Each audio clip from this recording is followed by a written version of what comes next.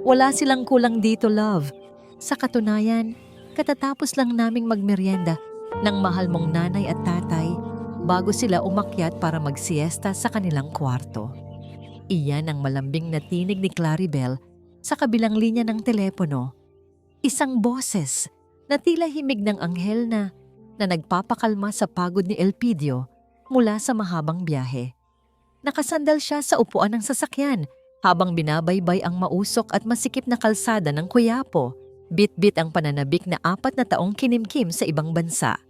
Sa kanyang kandungan, mahigpit niyang hawak ang isang mamahaling relo na binili niya para sa kanyang ama, si Mang Isandro. Naalala niya kung paanong ang mga kamay na yon, na dati puno ng kalyo sa pagsasaka, ang nagtulak sa kanya patungo sa pangarap. Buong akala niya, sa kanyang pagbabalik bilang isang matagumpay na piskal, ay isang marangyang buhay na ang idinudulot niya sa mga magulang sa ilalim ng pangangalaga ng kanyang asawa. Ngunit ang init ng hapon sa Maynila ay tila may dalang babala. Ang nakakarinding tunog ng mga busina ng diip at ang amoy ng sunog na krudo ay humahalo sa kaba sa kanyang dibdib. Habang nakatigil ang trapiko sa tapat mismo ng simbahan, napako ang tingin ni Elpidio sa isang figura sa gilid ng kalsada. Isang matandang lalaki na nakasuot ng basahan. Ang balat ay tila uling sa dumi at may bit-bit na plastik na puno ng mga tirang pagkain. Ang mundo ay tila huminto sa pag-ikot ng mamukhaan niya ang pilay na binti at ang malalim na peklat sa kaliwang braso ng matanda. Isang peklat na nakuha nito noong iligtas siya mula sa nasusunog nilang kubo noong bata pa siya. Ang lalaking nasa kalsada na ngayon ay tila isang anino na lamang ng tao ay ang kanyang ama. Walang pag-aalinlangang binuksan ni Elpidio ang pinto ng sasakyan at lumabas sa gitna ng nagngangalit na trapiko. "Tay! Tatay Isandro!" Ang sigaw niya. Ang boses ay nangangatog sa pagitan ng galit at hapis. Lumingon ang matanda. Sa isang saglit, nagsalubong ang kanilang mga mata. Ang mga matang dati puno ng dangal, ngayon ay puno ng matinding kahihiyan at takot. Sa halip na lumapit, mabilis na tumalikod si Mang Isandro at pilit na kinaladkad ang kanyang pilay na binti patungo sa madidilim na iskinita ng Quiapo. Kumaripas siya ng takbo na tila isang kriminal na umiiwas sa batas. Iniwan ang kanyang anak na nakatayo sa gitna ng kalsada, napapaligiran ng mga taong walang pakialam sa nagaganap na trahedya. Naiwan si Elpidio na parang estatwa. Ang hangin sa kanyang paligid ay tila naging lason. Ang bawat tibok ng kanyang puso ay naging isang mabigat na dagok na dumudurog sa kanyang pagkatao. Pakiramdam niya ay may libu-libong karayom na tumutusok sa kanyang lalamunan, kaya't wala ni isang tunog ang lumalabas sa kanyang bibig. Ang kanyang mga kamay na kanina'y masayang humahawak sa regalo ay nanginginig na ngayon sa tindi ng pait. Ang amoy ng mamahaling pabango sa loob ng kanyang sasakyan ay tila naging amoy ng nabubulok na kasinungalingan. Paano naging pulubi ang haligi ng kanyang tahanan habang ang kanyang asawa ay nagkukwento ng masayang merienda at siesta. Ang bawat laryo ng kanilang mansyon sa Dasmariñas ay tila gumuho sa kanyang paningin, naging alabok na humahalo sa dumi ng Quiapo. Tumitibok ang kanyang sentido sa tindi ng presyon at ang bawat mukha ng taong dumadaan ay tila nagtatawan sa kanyang kamangmangan. Sa ilalim ng nagbabagang sikat ng araw, naramdaman ni Elpidio ang isang malamig na katotohanan na humahaplos sa kanyang kaluluwa. Isang katotohanang mas masakit pa sa kamatayan. Habang unti-unting nawawala ang anino ng kanyang ama sa karamihan, isang tanong ang naiwang umaalingaw-ngaw sa kanyang isipan. Tila isang sumpa na hindi na siya tatantanan. Saan nagtatapos ang pagmamahal at saan nagsisimula ang kataksilang pumatay sa dangal ng aking mga magulang? Tila ibang planeta ang Dasmariñas Village kumpara sa impyernong inuwian niya kanina sa Quiapo.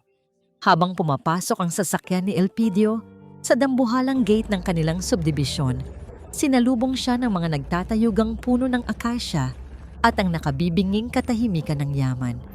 Walang busina, walang usok, at walang bakas ng kahirapan. Ngunit sa halip na gumaan ang kanyang pakiramdam, lalo lamang bumigat ang kanyang dibdib na para bang ang bawat segundong lumilipas ay humihigop sa hangin sa kanyang baga.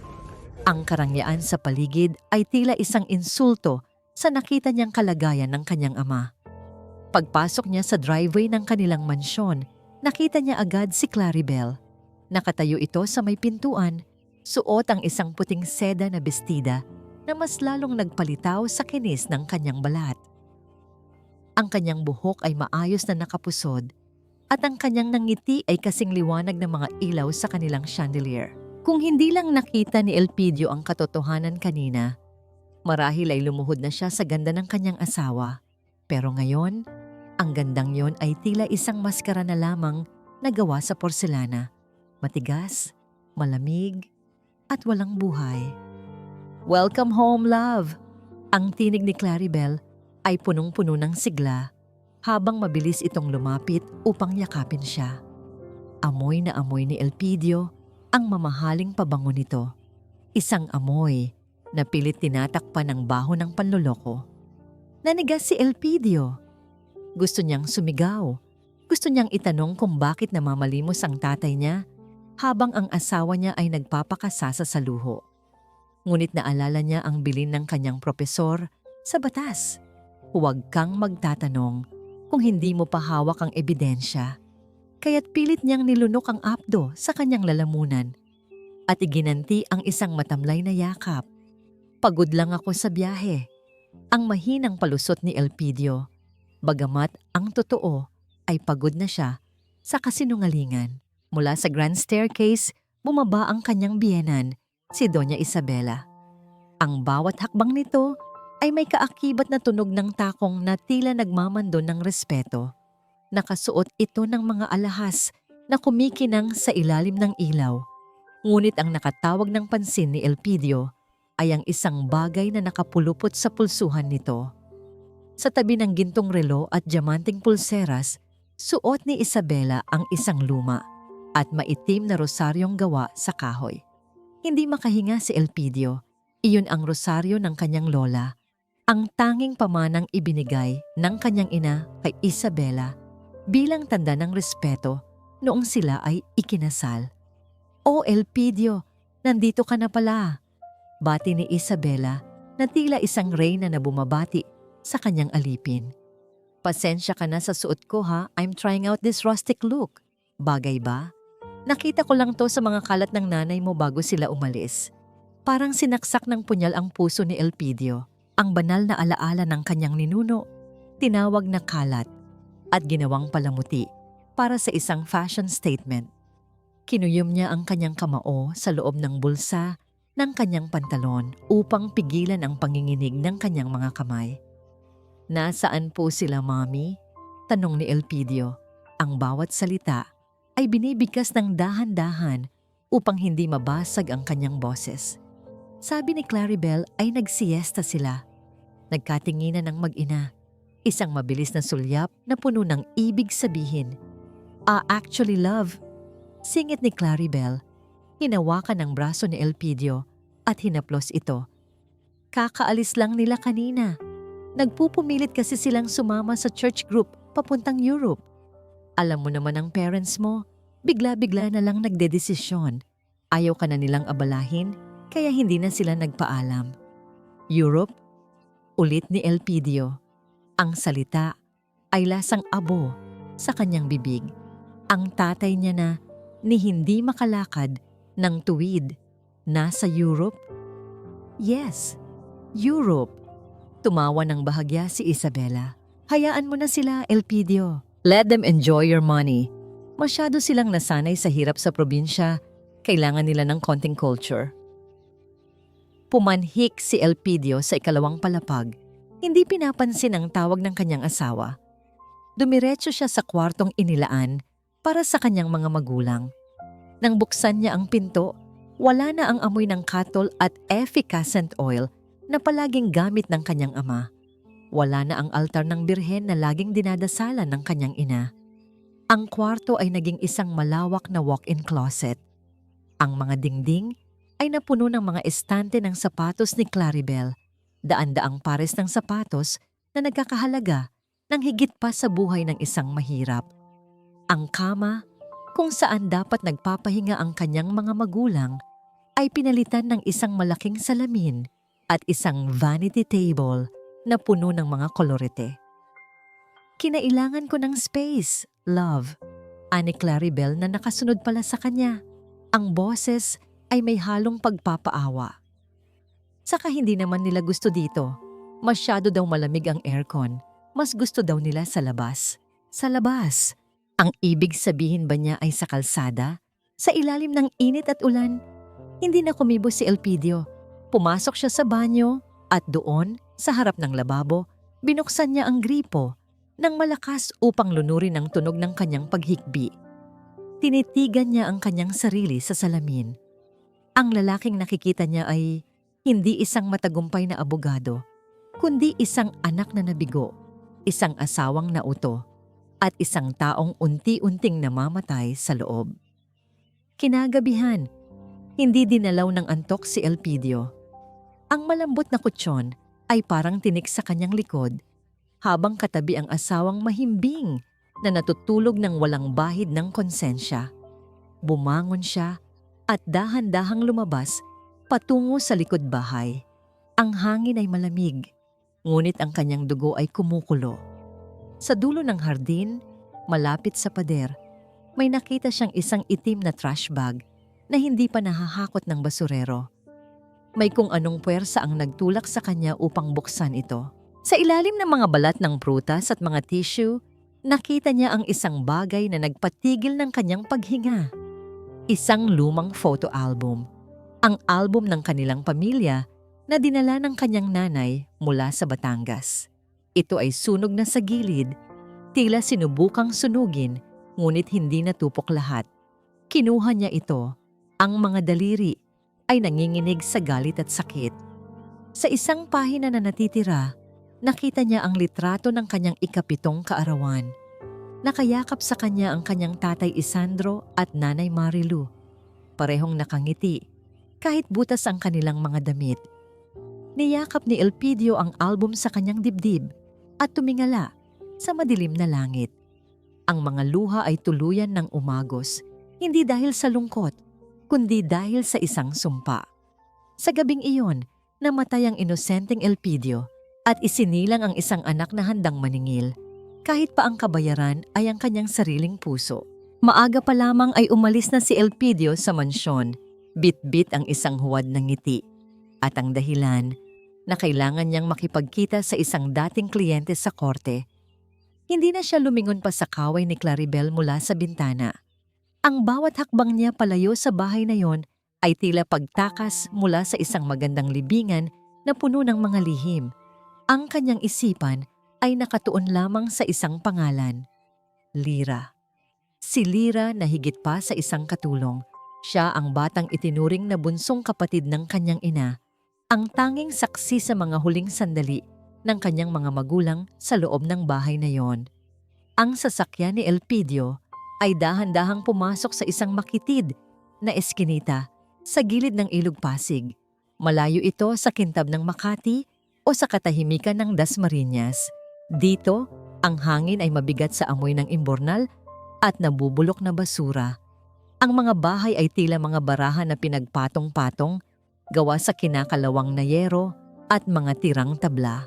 Habang naglalakad siya sa ibabaw ng mga basang tinalon na gawa sa kahoy, naririnig niya ang lagaslas ng maruming tubig sa ilalim, isang tunog na tila nagpapaalala sa kanya ng mga luhang hindi niya pa nailalabas.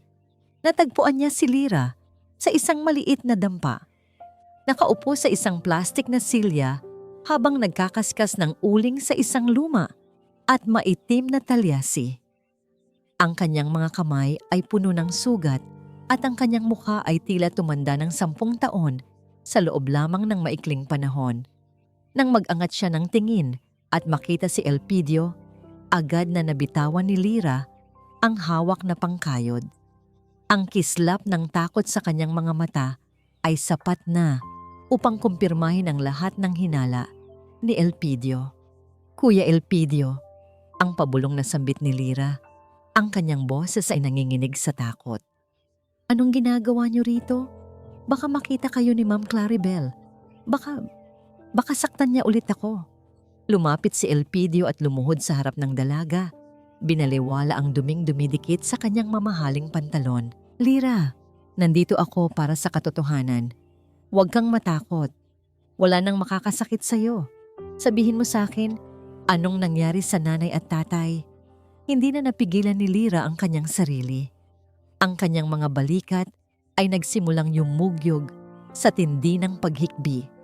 Sa pagitan ng mga hagulhol, nagsimulang lumabas ang mga salitang tila mga uling na nagbabaga sa pandinig ni Elpidio.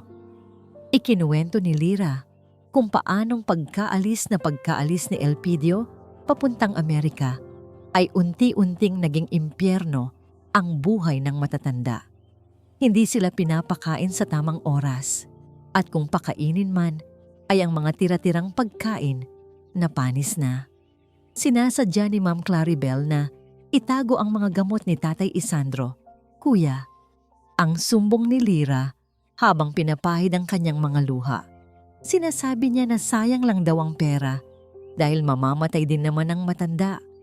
At si Nanay Marilu, pinaglalaban niya ng lahat ng kurtina at bedsheet kahit na nilalagnat ang nanay.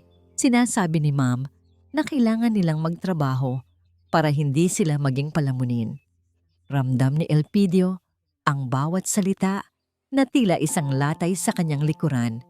Ang kanyang mga kuko ay bumaon sa kanyang mga palad habang nakikinig sa kwento ng gabing itinaboy ang kanyang mga magulang. Iyon ay noong kasagsagan ng isang malakas na bagyo. Pinilit silang palagdain sa isang dokumento na nagsasabing kusa silang umaalis at isinusuko ang lahat ng kanilang karapatan sa lupain sa probinsya. Nang tumanggi ang kanyang ama, kinaladkad sila palabas ng mga security guard na inutusan ni Claribel at ng kanyang ina. Umuulan noon ng malakas, kuya. Wala silang dalang kahit ano, kundi ang mga damit na suot nila. Hinabol ko sila pero itinulak ako ni Ma'am Isabela at pinagbantaang ipakukulong kung susunod pa ako. Patuloy ni Lyra. Tumayo si Lyra at pumasok sa loob ng kanyang maliit na bahay. Paglabas niya, may dala siyang isang lumang lata ng biskwit na puno ng kalawang. Inabot niya ito kay Elpidio nang may panginginig. Kuya, itinago ko to. Ito ang mga sulat na ginagawa ni Nanay Marilu gabi-gabi para sa iyo. Hindi yun ipinadala ni Ma'am Claribel. Sa halip, ang mga sulat na natatanggap mo sa Amerika ay si Ma'am Claribel mismo ang gumagawa. Ginagaya niya lang ang sulat ni Nanay. Binuksan ni Elpidio ang lata. Doon, nakita niya ang mga piraso ng papel na punit-punit. Ang ilan ay may mantsa pa ng tuyong luha. Binasa niya ang isang maikling bahagi. Anak, sana ay nasa mabuti kang kalagayan. Huwag kang mag-alala sa amin. Tinitiis namin ang lahat, basta't matupad mo ang iyong mga pangarap. Mahal na mahal ka namin. Isang matalim na sakit ang gumuhit sa dibdib ni Elpidio. Ang kanyang mga magulang, sa gitna ng pagmamalupit at gutom, ay nag-aalala pa rin sa kanyang kinabukasan. Ang bawat papel sa loob ng lata ay tila naging isang mabigat na pasanin na kailangan niyang bitbitin hanggang sa mahanap niya ang katarungan. Ang bawat salita ay isang patunay ng walang hanggang pag-ibig na tinumbasan ng walang kapantay na kataksilan. Nasaan sila ngayon, Lyra? Ang tanong ni Elpidio, ang kanyang boses ay naging malamig at matigas na tila bakal. Doon sa Quiapo, kuya, sa ilalim ng tulay malapit sa Riles. Doon ko sila huling nakita noong nakaraang linggo nang dalhan ko sila ng kaunting kanin. Hindi na makatayo si Tatay Isandro at si Nanay, tila nawawala na rin sa kanyang sarili dahil sa hirap. Tumayo si Elpidio, bitbit ang lata ng biskwit na tila ito ang pinakamahalagang kayamanan sa mundo. Ang sikat ng araw ay tumatama sa maruming ilog lumilikha ng mga kislap na tila mga talim ng kutsilyo. Sa sandaling iyon, ang huling bakas ng pag-aalinlangan sa kanyang puso ay tuluyan ng naglaho. Wala nang puwang para sa awa, wala nang puwang para sa pasensya. Lumabas siya ng squatter at mabilis na tinahak ang daan patungo sa Quiapo. Ang bawat pag-ikot ng gulong ng kanyang sasakyan ay tila isang panalangin para sa kaligtasan ng kanyang mga magulang. Habang papalapit siya sa lugar na itinuro ni Lyra, ang ingay ng lungsod ay tila naging isang malungkot na awit ng pagtangis. Alam niya na sa ilalim ng madilim na tulay na yon, matatagpuan niya ang labi ng kanyang pamilya at ang apoy na gagamitin niya upang sunugin ang lahat ng kasinungalingang itinayo ni Claribel. Ang amoy ng nabubulok na basura at maasim na tubig mula sa kanal ang sumalubong kay Elpidio habang bumababa siya patungo sa madilim na bahagi ng tulay sa Quiapo. Ang bawat hakbang niya sa ibabaw ng mga basang karton at putik ay tila pagpasok sa isang daigdig na kinalimutan na ng Diyos. Sa itaas, nararamdaman niya ang bahagyang pagyanig ng semento dahil sa mga sasakyang dumadaan, isang paalaala na sa ibabaw ay may buhay, ngunit dito sa ilalim ay puro paghihingalo. Ang hangin ay tuyo at puno ng alikabok na tila sumasakal sa bawat hininga na kanyang kinukuha. Sa isang sulok, sa gitna ng mga nakatambak na lumang gulong at plastik, nakita niya ang isang babaeng nakatalikod. Nakaupo ito sa isang maliit na bangko, habang mabilis na nagkukuskos ng mga damit sa isang palangganang puno ng malabong tubig. Ang kanyang likod ay kuba na sa pagod at ang kanyang mga braso ay tila mga tuyong sanga na pilit na gumagalaw. Nilapitan siya ni Elpidio. Ang bawat segundo ay tila isang taon sa bigat. "Nay?" ang mahinang tawag ni Elpidio. Ang boses niya ay halos hindi lumabas dahil sa tindi ng bara sa kanyang lalamunan. Tumigil ang babae sa paglalaba. Dahan-dahan siyang lumingon. Ang kanyang mukha ay puno ng malalim na gatla ng hirap at ang kanyang mga mata ay tila wala ng buhay. Nang makita niya si Elpidio na nakasuot ng malinis na polo at maayos na sapatos, mabilis siyang yumuko at pilit na itinago ang kanyang mga kamay na namamaga at puno ng sugat dahil sa matapang na sabon. "Wag po, sir. Huwag po kayong lumapit dito," ang pabulong na sabi ni Nanay Marilu. Ang tinig ay basag at puno ng kahihiyan. "Madumi po rito. Kung magpapalaba po kayo, sa kabilang kanto na lang po." "Nay, ako to, si Elpidio. Ang anak niyo?" Ang sagot ni Elpidio habang tuluyan ng umagos ang mga luhang kanina pa niya pinipigilan. Nabitawan ni Marilu ang hawak na damit. Tumingala siyang muli, tinitigang maigi ang mukha ng lalaking nasa harap niya. Ang kanyang mga labi ay nanginginig. At sa loob ng ilang sandali, ang katahimikan sa pagitan nila ay mas maingay pa sa lahat ng gulo sa paligid. Nang ma-realize niya na ang kanyang kaisa-isang anak nga ang nasa harap niya, isang mahabang pagtangis ang kumawala sa kanyang dibdib. Isang tunog ng sakit na naipon sa loob ng 4 na taon. Mabilis na lumapit si Elpidio at lumuhod sa putikan. Hinawakan niya ang mga kamay ng kanyang ina at idinikit ito sa kanyang noo, isang mano. Puno-puno ng pagsisisi at pagmamahal. Ang mga kamay na dating nag-aalaga sa kanya, ngayon ay magaspang pa sa graba. Ngunit para kay Elpidio, iyon pa rin ang pinakamalambot na haplos sa mundo. "Patawarin niyo ako, Nay. Patawarin niyo ako dahil hinayaan kong mangyari ito." Ang paulit-ulit na pagsamo ni Elpidio habang yakap-yakap ang tuhod ng kanyang ina. "Anak, Elpidio." Ang tanging nasambit ni Marilu habang hinahaplos ang buhok ng anak.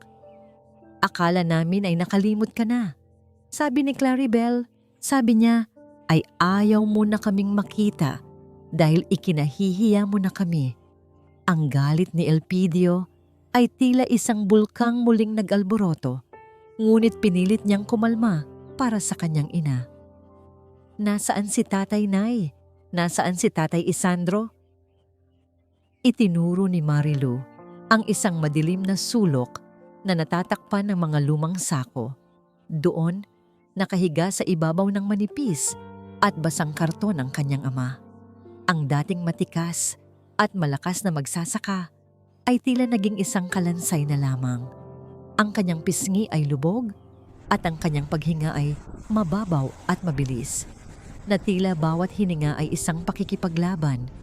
Lumapit si Elpidio at nanginginig na hinawakan ang balikat ng ama.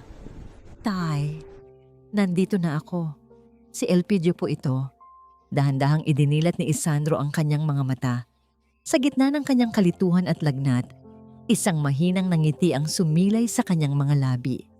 "Elpidio, anak, nakauwi ka na pala. Pasensya ka na. Hindi kita nasundo sa airport. Masakit lang ang binti ni tatay." Ang inosenteng pangungusap na yon ay tuluyang dumurog sa puso ni Elpidio. Sa kabila ng lahat ng ginawa sa kanila, ang tanging iniisip pa rin ng kanyang ama ay ang tungkulin nito sa kanya. Ang kadalisayan ng puso ng kanyang mga magulang ay kabaligtaran ng itim na kaluluwa ng asawang iniwan niya sa mansyon. "Tay, dadalhin ko kayo sa ospital.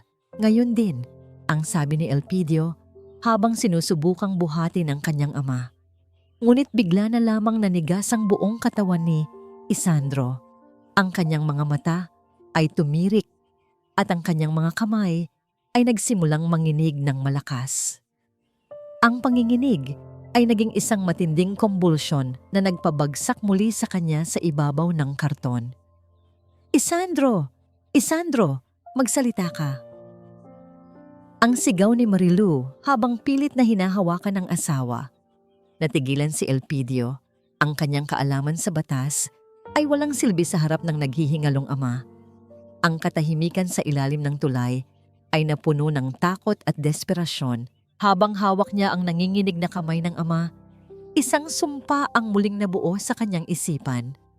Kung kailangang dumanak ang luha at dugo upang mabayaran ang bawat sugat na tinamo ng kanyang mga magulang, gagawin niya. Ngunit sa sandaling ito, ang tanging mahalaga ay ang mailigtas ang buhay na ito na tila unti-unti nang bumibitiw sa kanyang mga kamay. "Hindi ka pwedeng mamatay, Tay. Hindi pa. Hihingiin muna natin ang katarungan." Ang pabulong na pangako ni Elpidio sa gitna ng kadiliman.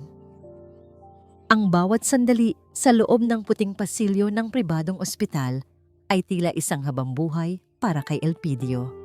Ang amoy ng alcohol at chloroform ay humahalo sa amoy ng putik na nananatili pa rin sa kanyang sapatos.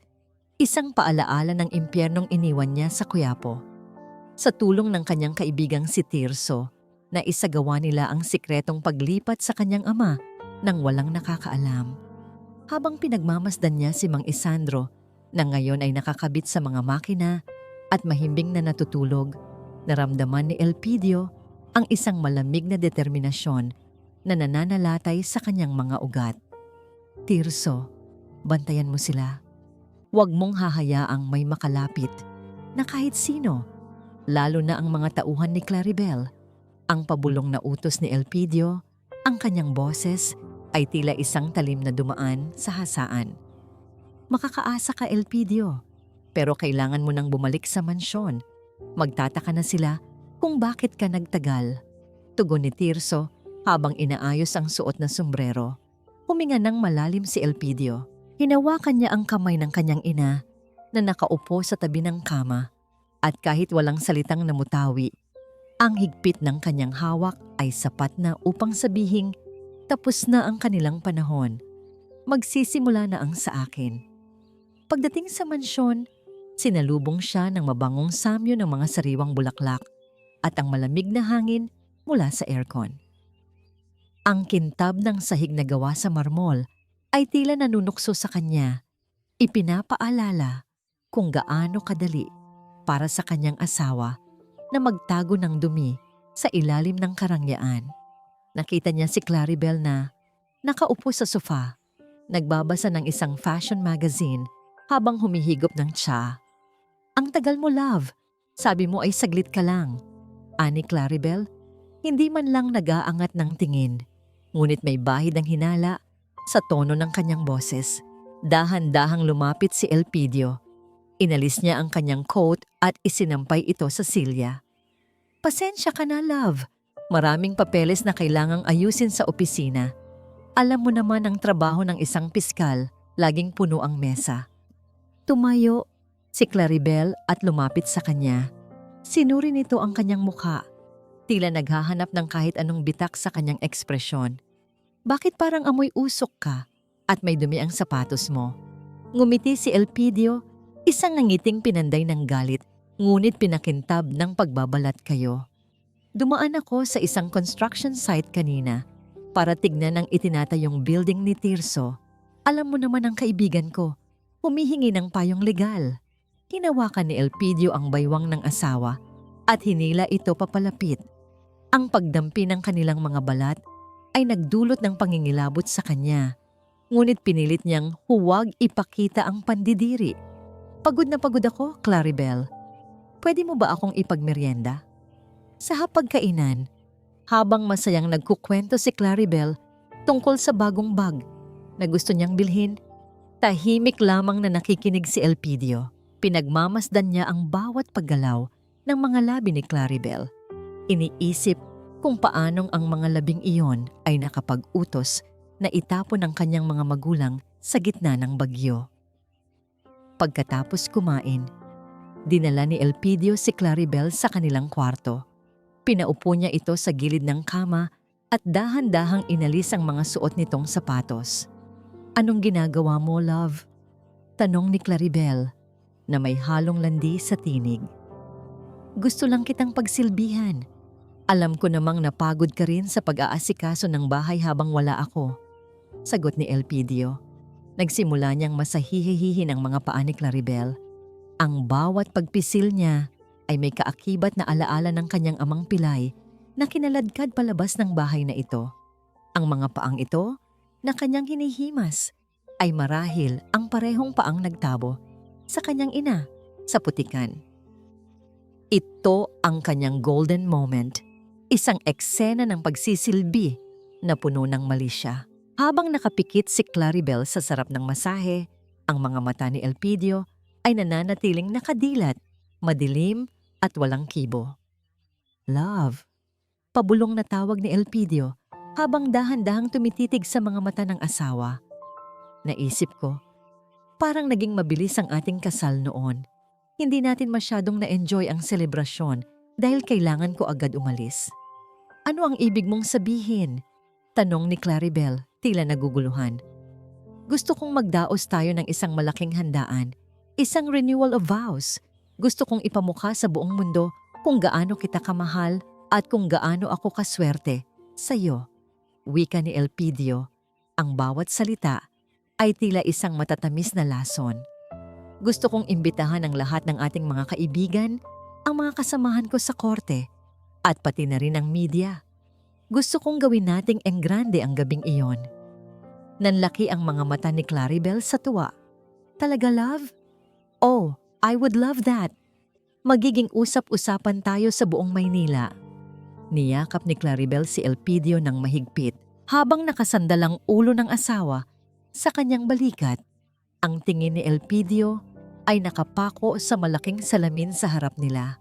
Nakita niya ang kanyang sarili, isang lalaking nakasuot ng maskara ng isang mapagmahal na asawa, habang sa likod nito ay unti-unti nang hinahanda ang bitayan para sa taong kanyang kayakap. Yes, love, magiging usap-usapan tayo. Ang pabulong na dugtong ni Elpidio sa kanyang isipan. Dahil sa gabing iyon, hindi lang ang ating sumpa ang maririnig nila, kundi pati na rin ang iyong mga huling hibik bago gumuho ang iyong mundo. Habang masayang nagpaplano si Claribel ng kanyang isusuot na trahe de boda, hindi niya napansin ang isang maliit na bagay sa ibabaw ng vanity table, isang lumang resibo ng ospital na nakasingit sa ilalim ng isang brush. Isang maliit na ebidensya na pwedeng sumira sa lahat. Ang loob ng library ni Elpidio ay nababalot ng amoy ng mga lumang libro at mamahaling leather. Isang silid na dati simbolo ng kanyang mga pinaghirapan, ngunit ngayon ay magiging entablado ng kanyang paniningil. Nakaupo siya sa likod ng kanyang dambuhalang mesa, pinagmamasdan ng ilang mga dokumento sa ilalim ng malamig na liwanag ng desk lamp. Narinig niya ang mahinang pagbukas ng pinto at ang tunog ng mabubuting hakbang ni Claribel na sinundan ng mas mabigat na yapak ni Doña Isabela. "Love, bakit gising ka pa?" Sabi ni Mommy. "May mahalaga ka raw na gustong ipakita sa amin." Ang malambing na tinig ni Claribel habang humahaplos ang kanyang mga kamay sa balikat ni Elpidio. Huminga ng malalim si Elpidio at dahan-dahang iniharap ang mga papeles. "Naisip ko ang tungkol sa ating renewal of vows, Claribel. Gusto kong maging espesyal ang lahat, pero higit pa roon, gusto kong siguruhin ang iyong kinabukasan. Ito ang mga papeles para sa transfer ng lahat ng ari-arian ko sa pangalan mo. Ang bahay na ito, ang mga lupain sa Batangas, at pati na ang aking mga savings." Isang nakabibinging katahimikan ang namayani sa silid bago ito napalitan ng isang mahinang singhap ng pagkagulat mula kay Isabela. Ang mga mata ng matandang babae ay tila nagliwanag sa kasakiman, habang si Claribel naman ay nagkunwaring nag-aalangan, bagaman ang kanyang mga daliri ay nanginginig na sa pagnanais na mahawakan ang mga dokumento. "Oh my God, love! Are you serious? Napaka-generous mo naman," ang sabi ni Claribel. Pilit na itinatago ang kislap ng tagumpay sa kanyang mga mata. "Pero bakit ngayon lang?" "Dahil alam ko na ngayon kung sino ang tunay na nagmamahal sa akin," ang sagot ni Elpidio. "Ang bawat salita ay may dalawang kahulugan na tanging siya lang ang nakakaalam. Kailangan niyo lang itong pirmahan sa harap ng aking witness sa gabi ng ating anibersaryo. Isang sorpresa para sa lahat." Nang lumabas ang mag-ina sa silid, hindi nila alam na ang bawat sulok ng library ay may nakatagong mga mata at tenga. Mabilis na isinuot ni Elpidio ang kanyang headphones at binuksan ang screen ng kanyang laptop. Doon, nakita niya ang live footage mula sa surveillance camera na itinanim niya sa kwarto ni Isabela. Nakita ni Elpidio kung paanong nagyakap ang mag-ina sa tuwa. "Sabi ko sa'yo, anak, madaling paikutin ang lalaking iyon. Pagkatapos nating makuha ang lahat sa gabing iyon, pwede na nating i-dispose ang mga matatanda sa Quiapo nang tuluyan at iwanan ang piskal na yan." Ang rinig na sabi ni Isabela habang tawa ng tawa. "Don't worry, Mommy. Isang pirma na lang at magiging malaya na tayo sa pamilyang ito na amoy putik," dagdag ni Claribel habang tinitignan ang kanyang sarili sa salamin. Ito ang kanyang golden moment, isang masakit na sandali ng katotohanan. Habang pinagmamasdan ni Elpidio ang asawang hinahagkan ng kanyang sariling refleksyon, naramdaman niya ang isang matinding lamig sa kanyang puso.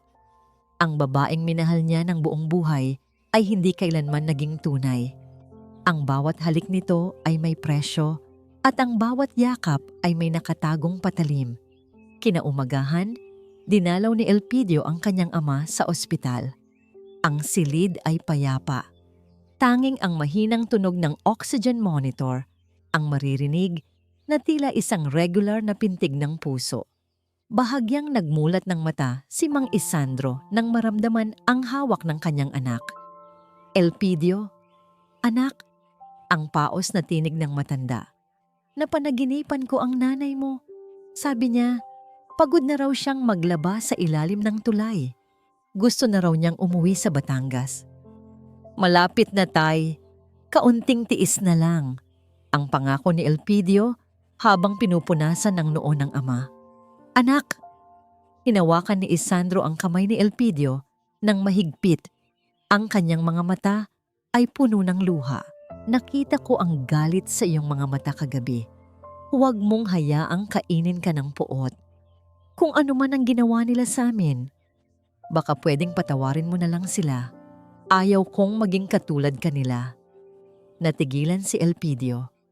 Ang pakiusap ng kanyang ama ay tila isang malakas na sampal sa kanyang plano. Sa harap niya ay ang taong pinakamalubhang nasaktan, ngunit ito pa ang humihingi ng tawad para sa mga salarin. Ang katarungan ba ay mas mahalaga kaysa sa kapayapaan ng loob? Habang pabalik sa mansyon, isang text message ang natanggap ni Elpidio mula kay Tirso. Nakasetup na ang lahat para sa renewal of vows. Ang media, ang mga bisita, at ang video presentation. Sigurado ka na ba rito? Kapag sinimulan natin ito, wala na itong balikan. Tumingin si Elpidio sa labas ng bintana ng sasakyan. Nakita niya ang isang matandang lalaki na nagtutulak ng kariton, pawis na pawis sa ilalim ng araw. Naalala niya ang kanyang ama sa Quiapo, ang dumi sa mga kuko nito at ang takot sa mga mata nito. Sigurado na ako, Tirso, ang pabulong niyang sagot sa hangin. Dahil ang patawad ay para sa mga nagkamali, ngunit ang parusa ay para sa mga sadyang pumatay ng dangal. Ituloy ang plano. Kasi, huwag mong dungisan ang gate ko ng iyong maruming kamay. Umalis ka rito bago ko tawagin ang mga guard para kalad ka rin ka palaba. Ang matinis at puno ng pagkamuhing boses ni Claribel ay umalingaw-ngaw hanggang sa loob ng library ni Elpidio. Dahan-dahang hinawi ni Elpidio ang kurtina at mula sa bintana, nakita niya ang isang eksenang nagpasingkad sa apoy ng kanyang galit. Sa labas ng dambuhalang gate ng mansyon, nakatayo ang isang matandang lalaki na nakasuot ng kupas na kamiseta at tsinelas na pudpud na. Siya ay si Mang Kanor, ang matalik na kaibigan ng kanyang ama mula sa Batangas, ang taong tumulong sa kanya noong siya ay nag-aaral pa lamang. Ma'am, pakiusap po. Gusto ko lang pong malaman kung nasaan si Isandro.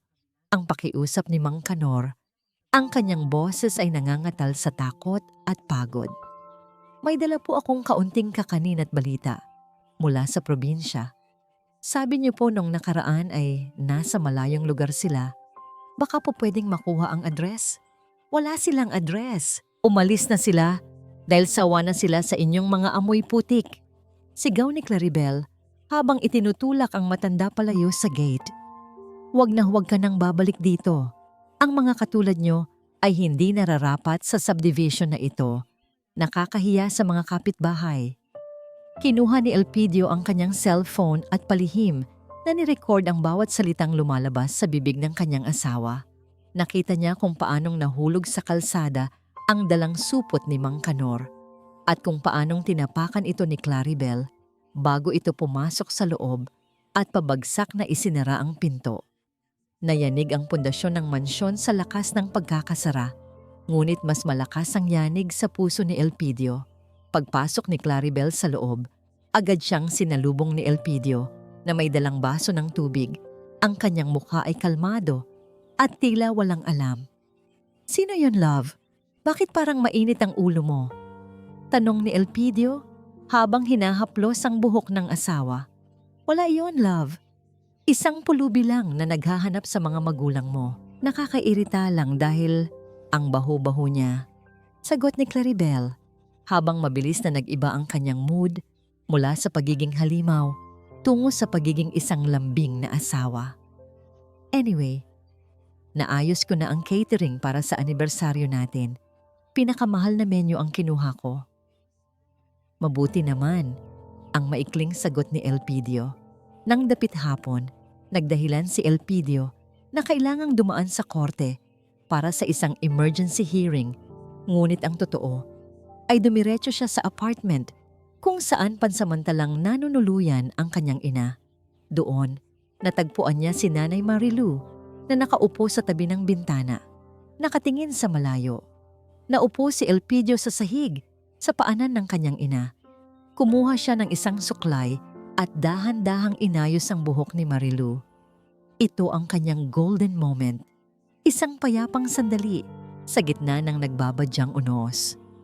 Sa bawat hagod ng suklay, nararamdaman niya ang mga buhol sa buhok ng ina, tila mga buhol ng paghihirap na dinanas nito sa loob ng 4 na taon. Napansin niya ang bawat puting hibla na tila mga marka ng bawat gabing umiyak ito sa ilalim ng tulay. "Anak," ang mahinang tawag ni Marilu. "Narinig ko ang balita mula kay Lira. Totoo bang magdadaos ka ng handaan para sa kanya?" "Opo, Nay. Isang handaan na hindi niya makakalimutan," sagot ni Elpidio. Ang kanyang boses ay puno ng pait. "Elpidio, baka pwedeng huminto ka na," ang pakiusap ng ina habang humaharap sa kanya. "May maayos na tayong tirahan ngayon. Kasama na kita. Sapat na yon sa akin. Ayaw kong makita kang nagiging masama dahil lamang sa paghihiganti. Hayaan mo na ang Diyos ang maningil sa kanya." "Nay, hindi ito paghihiganti. Ito ay katarungan," ang sagot ni Elpidio habang tinititigan ng mga mata ng ina. "Kung hahayaan ko siyang manatili sa kanyang kinalalagyan, marami pang matatanda ang kanyang sasaktan. Kailangan niyang malaman na ang bawat luhang pumatak sa inyo ay may katumbas na halaga." Bumalik si Elpidio sa mansyon ng gabi na. Pagpasok niya sa kanilang kwarto, nakita niya si Claribel na nakaupo sa vanity table. May hawak na isang maliit na piraso ng papel. Ang kanyang mukha ay madilim at ang kanyang mga mata ay nanlilisik sa galit. "Love, ano ito?" tanong ni Claribel habang ipinapakita ang papel. Nanigas ang buong katawan ni Elpidio. Iyon ay ang resibo mula sa ospital para sa mga gamot at kagamitan ni Mang Isandro. Nalaglag ito mula sa bulsa ng kanyang coat kanina nang hindi niya napapansin. Sa resibo ay malinaw na nakasulat ang pangalan ng kanyang ama at ang pangalan ng doktor na tumitingin dito. "Bakit ka nagbabayad ng hospital bills ni Isandro Santillan? At bakit nakasulat dito na nasa intensive care unit siya?" Ang sunod-sunod na tanong ni Claribel, ang kanyang boses ay puno ng pagdududa. "Sabi mo ay nasa Europe sila. Naglilihim ka ba sa akin, Elpidio?" Tinitigan ni Elpidio ang kanyang asawa. Ang hanging umiihip mula sa bukasan ng bintana ay nagpadala ng malamig na kilabot sa loob ng silid. Ang bawat tibok ng orasan sa dingding ay tila isang countdown patungo sa pagsabog. "Kailangan mo talagang malaman," ang malamig na tanong ni Elpidio habang dahan-dahang humahakbang papalapit sa asawa. Ang bawat tibok ng orasan sa dingding ay tila isang mabigat na palakol na bumabaon sa katahimikan ng silid. Tinitigan ni Elpidio ang asawa. Ang kanyang mga mata ay nanatiling kalmado sa kabila ng nagngangalit na bagyo sa loob ng kanyang dibdib. Dahan-dahan niyang kinuha ang resibo mula sa kamay ni Claribel. Tila kumukuha lamang ng isang walang kwentang piraso ng basura. "Kaya ko ba itinatago?" ang mahinang ulit ni Elpidio bago huminga ng malalim. Isang pilit ng ngiti ang sumilay sa kanyang mga labi. "Love, ayaw ko lang na ma-stress ka. Nalaman ko lang din noong isang araw na dinala pala sila sa ospital ng church group nila bago sila dapat umalis. Sinabihan ko ang doktor na wag na kayong abalahin dahil busy kayo ni Mommy sa paghahanda para sa ating anibersaryo. Gusto ko sanang sorpresa na lang na sabihing maayos na ang lagay nila pagkatapos ng party." Nanatiling nakatitig si Claribel. Ang kanyang mga mata ay naniningkit habang sinusuri ang bawat galaw ni Elpidio. Ngunit ang kumpiyansa sa tinig ng piskal ay tila nagpatahimik sa kanyang pagdududa. Sino nga naman ang mag-aakalang ang isang lalaking maglilipat ng lahat ng ari-arian sa kanya ay may kakayahang magsinungaling? "Talaga, love? Akala ko naman kung ano na," ang sabi ni Claribel habang lumuluwag ang kanyang pagkakahawak sa kanyang sariling balikat. "Nakakatakot naman kasi. Baka isipin ng mga tao na pinapabayaan natin sila." "Huwag mong isipin iyon. Halika, bumaba na tayo," aya ni Elpidio. "Naisipan kong ako ang magluluto ng hapunan natin ngayon. Isang huling hapunan bago ang malaking selebrasyon bukas." Sa kusina, ang amoy ng pinapakuloang sampalok at sariwang luya ay nagsimulang mamahay sa buong bahay. Pinapanood ni Claribel at Isabela si Elpidio habang maingat nitong hinihiwa ang mga gulay. Ang bawat bagsak ng kutsilyo sa sahig na gawa sa kahoy ay tila isang ritual. Inihahanda ni Elpidio ang sinigang na baboy, ang paboritong ulam ng kanyang ama, ang ulam na huling hiningi ng kanyang ina bago sila pinalayas. Habang kumakain, ang tunog lamang ng mga kubyertos na tumatama sa porselanang plato ang maririnig. Isang mabigat na atmosfera ang bumabalot sa hapagkainan sa kabila ng masarap na pagkain. Alam niyo ba, may hinawakan akong kaso sa korte noong 1 linggo. Ang basag ni Elpidio sa katahimikan habang dahan-dahang humihigop ng mainit na sabaw. Tungkol sa isang babaeng nagnakaw ng dangal ng kanyang sariling pamilya. Akala niya ay napakatalino niya, na naitago niya ang lahat ng kanyang dumi sa ilalim ng mamahaling alpombra. And then, anong nangyari? Tanong ni Isabela habang mabilis na sumusubo ng kanin. Nakalimutan niya ang isang mahalagang bagay. Dugtong ni Elpidio, ang kanyang tingin ay direktang nakapako kay Claribel. Ang katotohanan ay parang langis sa tubig. Kahit anong gawin mong paglubog, lilitaw. At lilitaw pa rin ito. Sa huli, siya rin ang nabulag sa sarili niyang ningning. Nakakaawa, di ba? Bahagyang nabitawan ni Claribel ang kanyang kutsara. Ngunit mabilis din itong nakabawi. Justice is served, I guess. Anyway, Mommy, did you show Elpidio the jewelry you're wearing for tomorrow? Itinaas ni Isabela ang kanyang kamay. Ipinapakita ang brilyanteng sing-sing na binili ni Elpidio. Ngunit sa kanyang kabilang pulsuhan ay naroon pa rin ang rosaryo ng lola ni Elpidio. Mami, baka pwedeng hiramin ko muna iyang rosaryo bukas?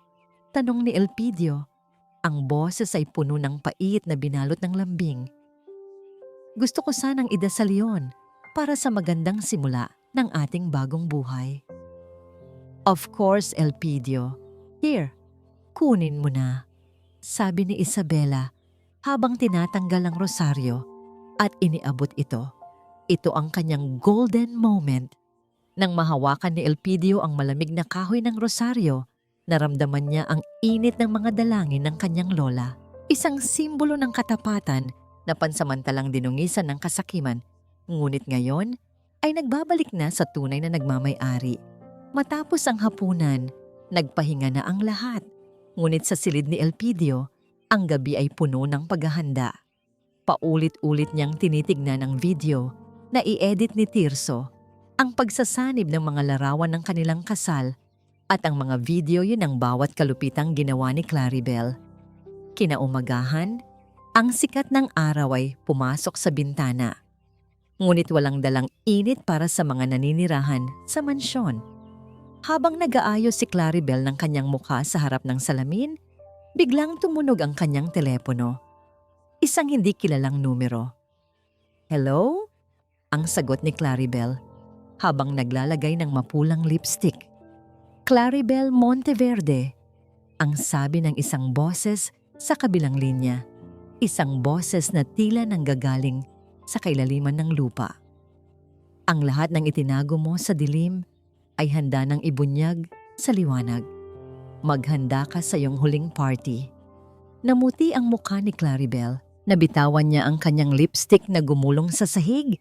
Lumilikha ng isang mahabang guhit ng pula na tila bakas ng dugo. Sino ito? Isang biro ba ito? Ang sigaw ni Claribel, ngunit ang kabilang linya ay naputol na. Mabilis na lumabas si Claribel at hinanap si Elpidio, ngunit ang asawa ay wala na sa kanilang silid. Ang tanging naiwan ay ang kanyang trahe de boda na nakasabit sa pinto, tila isang puting multo na naghihintay sa gabi ng paghuhukom. Ang bawat sulok ng malawak na ballroom ng isang tanyag na hotel sa Makati ay nababalot ng kislap ng mga kristal na chandelier at amoy ng mga sariwang bulaklak na tila galing pa sa ibang bansa. Ang tunog ng mga violin na tumutugtog ng isang banayad na kanta ay humahalo sa mahinang tawanan ng mga bisitang kabilang sa alta sosyedad ng Maynila.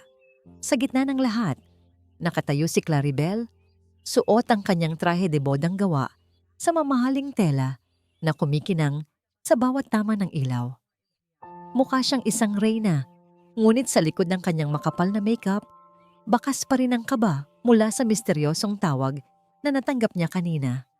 Love, bakit ang lamig ng kamay mo? Ang pabulong na tanong ni Elpidio habang dahan-dahang inaalalayan ang asawa paakyat sa entablado.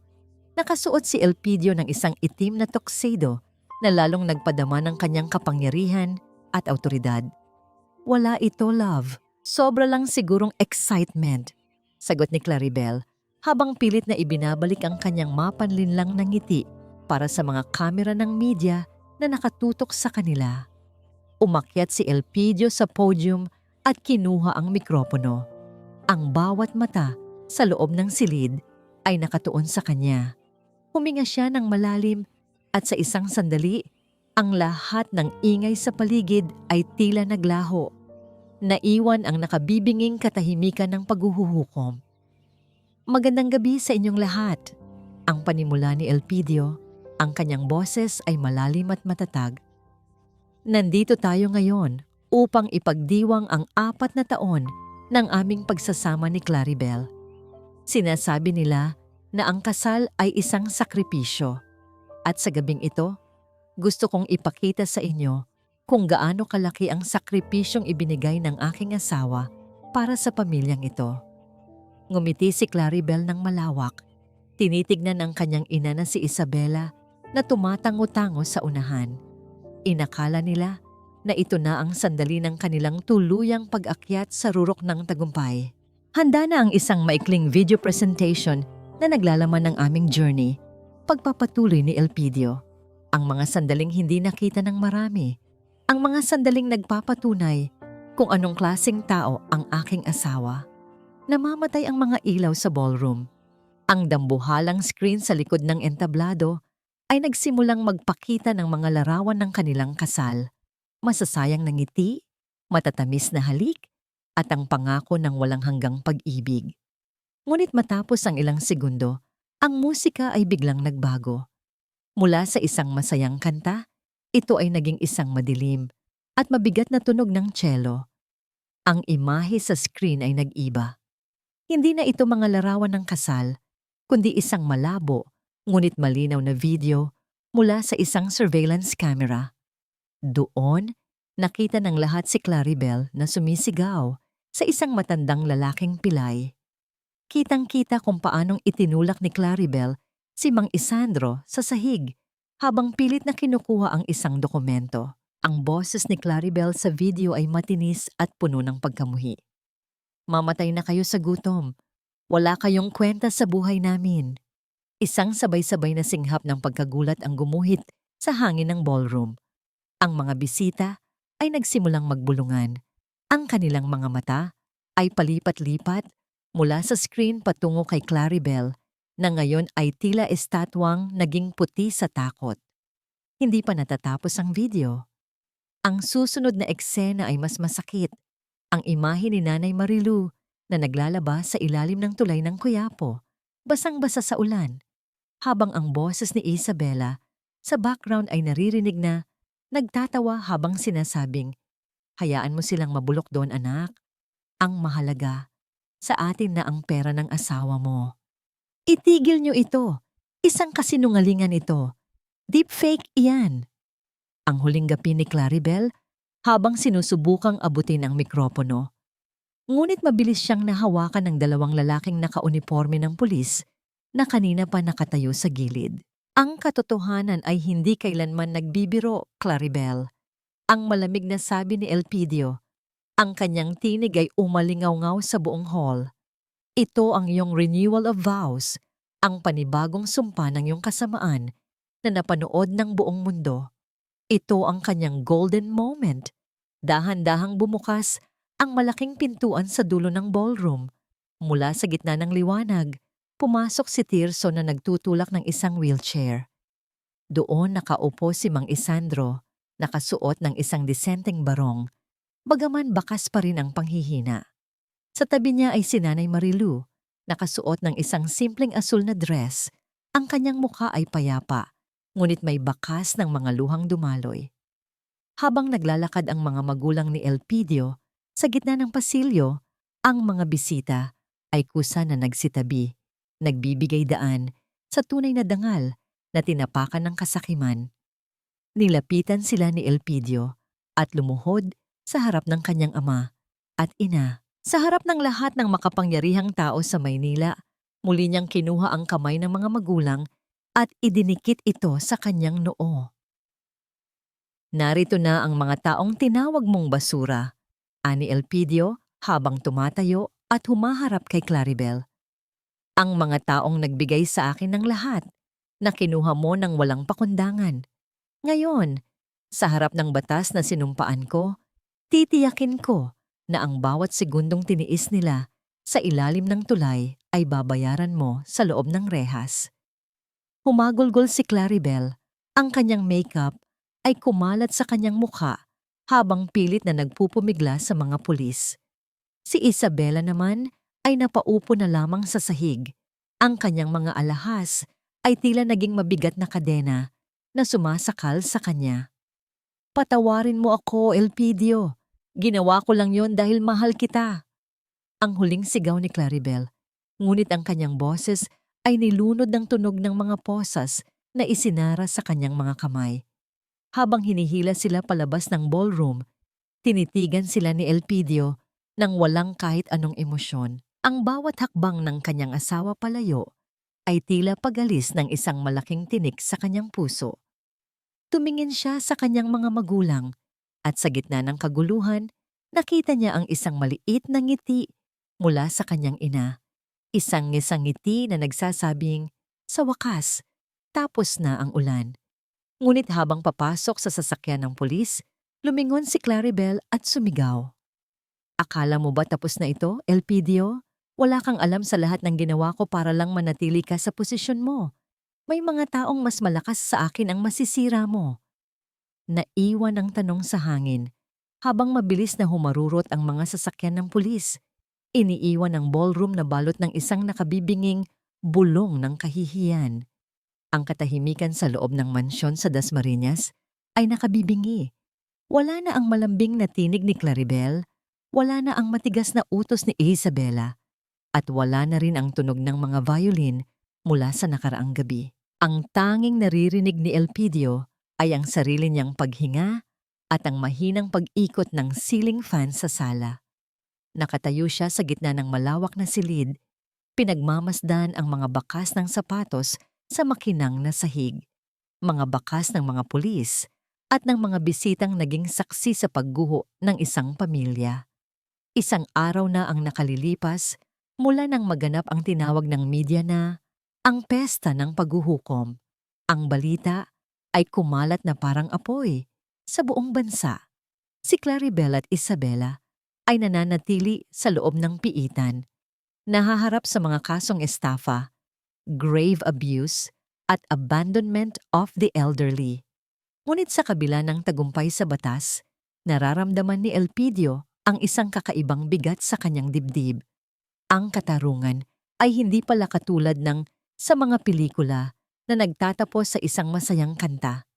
Ito ay isang malamig na proseso na nag-iiwan ng mga lamat sa kaluluwa. Nagpasya si Elpidio na dalawin si Claribel sa huling pagkakataon bago ang formal na pagdinig sa korte. Sa loob ng visiting room ng presinto, naupo siya sa harap ng isang makapal na salamin. Pagkalipas ng ilang minuto, lumabas si Claribel. Wala na ang kanyang trahe de boda, wala na ang kanyang mga alahas, at ang kanyang buhok ay gulo-gulo. Ang kanyang mga mata na dati puno ng kislap ng karangyaan ay puno na ngayon ng matinding puot at pagkasuklam. Nandito ka ba para panoorin ang aking pagdurusa? Ang bungad ni Claribel. Ang kanyang boses ay paos at puno ng pait. Masaya ka na ba, Elpidio? Nagtagumpay ka ng sirain ang buhay ko sa harap ng lahat. Hindi ko sinira ang buhay mo, Claribel.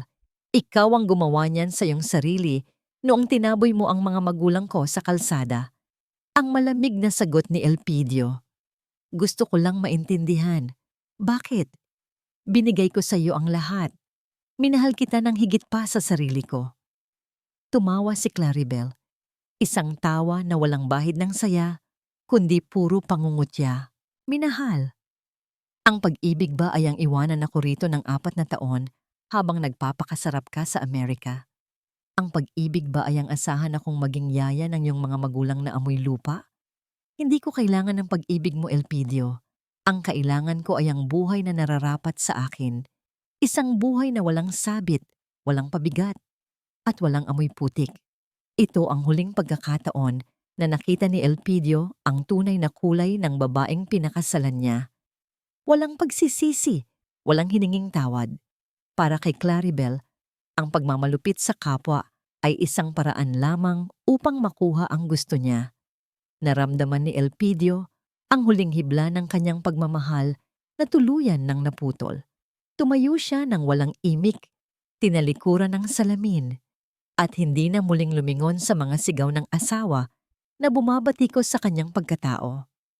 Pag-uwi niya sa apartment kung nasaan ang kanyang mga magulang, sinalubong siya ng amoy ng bagong saing na kanin at ang bango ng tinolang manok. Ang bawat singaw ng pagkain ay tila nagpapagaan sa kanyang kalooban.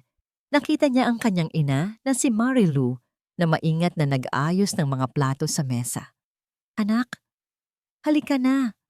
Mainit pa ang sabaw." Ang malambing na tawag ni Marilu. Naupo si Elpidio at pinanood ang kanyang ina. Ito ang kanyang golden moment.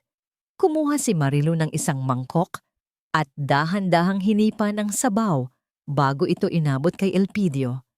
Sa simpleng kilos na yon, naalala ni Elpidio ang lahat ng dahilan kung bakit niya ipinaglaban ang katarungan. Ang init ng mangkok sa kanyang palad ay mas mahalaga kaysa sa lahat ng ginto sa mansyon na kanyang iniwan. "Nay, nagpasya na po ako," sabi ni Elpidio habang humihigop ng sabaw. "Ibebenta ko na ang bahay sa Dasmariñas. Ang perang makukuha ko ay itutulong ko sa pagpapatayo ng isang pundasyon para sa mga matatandang inabandona. Gusto kong ang bawat laryo ng bahay na yon ay magsilbing silungan para sa mga katulad ninyo ni tatay." Ngumiti si Marilu. Ang kanyang mga mata ay nagniningning sa kagalakan. "Isang mabuting desisyon iyan, anak. Ang tunay na tahanan ay hindi gawa sa semento, kundi sa pagmamahalan at respeto." Sa kabilang kwarto, narinig ni Elpidio ang mahinang pag-ubo ng kanyang ama.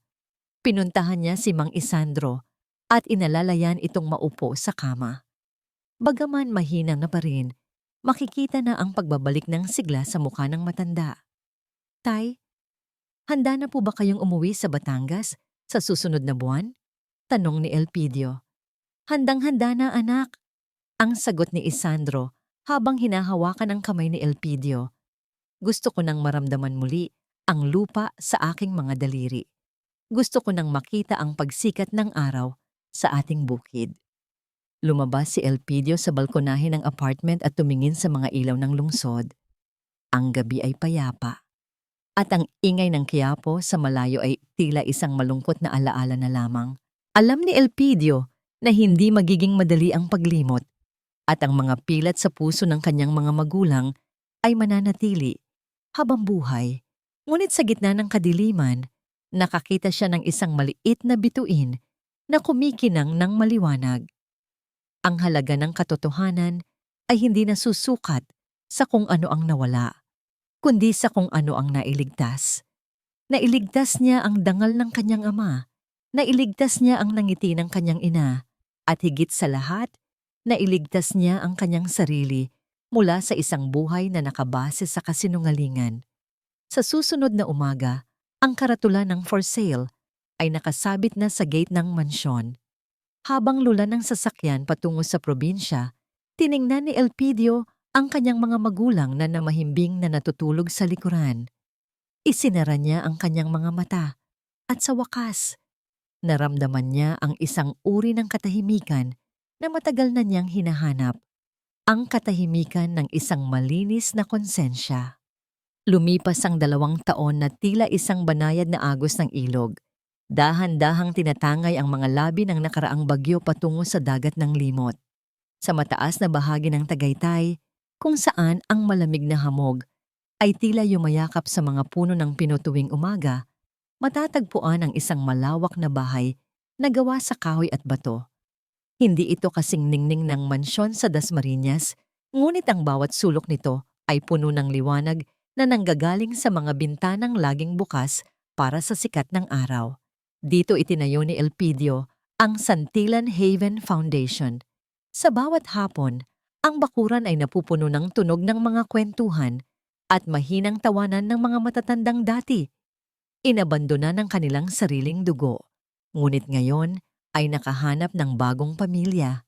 Nakaupo si Elpidio sa balkonahe, bitbit ang isang tasa ng mainit na kape na naglalabas ng mabangong usok sa gitna ng malamig na hangin. Pinagmamasdan niya ang kanyang ama, si Mang Isandro, na dahan-dahang naglalakad sa damuhan gamit ang isang baston. Hindi na ito gumagapang sa dumi. Ang bawat hakbang nito ay may kalakip na dangal. Sa tabi ng ama ay ang kanyang ina, si Nanay Marilu, na abala sa pagdidilig ng mga rosas. Ang kanyang asul na duster ay sumasayaw sa ihip ng hangin at ang kanyang mukha ay wala na ang mga gatla ng takot. Tanging ang kapayapaan na lamang ng isang taong nahanap na ang kanyang tahanan. Love, handa na ang merienda natin. Ang tawag ni Lyra mula sa pintuan. Hindi na siya isang katulong na inaapi. Siya na ngayon ang tagapamahala ng foundation, ang kanang kamay ni Elpidio sa pagpapatakbo ng kanilang munting paraiso. Walang bahid ng langman sa pagitan nila, kundi isang malalim na respeto ng dalawang taong parehong naging saksi sa kadiliman at piniling lumakad patungo sa liwanag. Sandaling napaisip si Elpidio tungkol kay Claribel. Nakatanggap siya ng balita kamakailan na nananatili pa rin ito sa loob ng correctional facility. Ang balita ay nagsasabing unti-unti na raw itong nawawala sa sariling katinuan. Palaging sumisigaw tungkol sa mga nawawalang alahas at sapatos na wala naman doon. Ang puot ni Elpidio ay matagal na niyang ibinaon sa lupang tinatamnan ng kanyang ina. Napagtanto niya na ang pinakamabigat na parusa para sa isang taong sakim ay hindi ang rehas, kundi ang maiwang mag-isa sa gitna ng sarili nitong kadiliman. Anak, halika na rito. Baka lumamig ang kape mo. Ang tawag ni Mang Isandro habang kumakaway sa kanya. Tumayo si Elpidio at lumapit sa kanyang mga magulang. Ito ang kanyang golden moment, ang makitid na landas na tinahak nila mula sa ilalim ng tulay ng Quiapo hanggang sa tuktok ng bundok na ito. Kinuha niya ang kamay ng kanyang ama at inalalayan itong maupo sa silya. Sa pagkakataong ito, hindi na siya ang piskal na naghahanap ng kasalanan, kundi ang anak na nag-aalaga ng kanyang kayamanan. Naytay, salamat po, ang pabulong na sabi ni Elpidio. Para saan, anak? Tanong ni Marilu habang inaabutan siya ng mainit na kakanin. Dahil tinuruan niyo po akong magpatawad. Dahil kung hindi dahil sa inyo, baka hanggang ngayon ay nakakulong pa rin ako sa galit. Sagot ni Elpidio. Ngumiti ang matanda at hinawakan ang kamay ng kanyang anak. Sa sandaling iyon, ang katahimikan ng Tagaytay ay naging isang banal na awit. Ang aral na iniwan ng kanilang kwento ay malinaw.